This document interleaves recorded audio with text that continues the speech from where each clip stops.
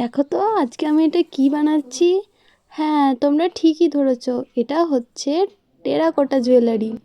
তো এটা কিন্তু আমি আগেই বানিয়ে রেখেছিলাম এবং রোদে শুকিয়ে আগুনে পুড়িয়ে রেখেছি, তাই তো এত সুন্দর আমি তাড়াতাড়ি ঝটপট থেকে বানিয়ে নিতে পারছি। এখানে কিন্তু আমি 7টা কালার ব্যবহার করেছি। তোমরা কিন্তু জানাবে কালারগুলো কেমন দেওয়া হয়েছে।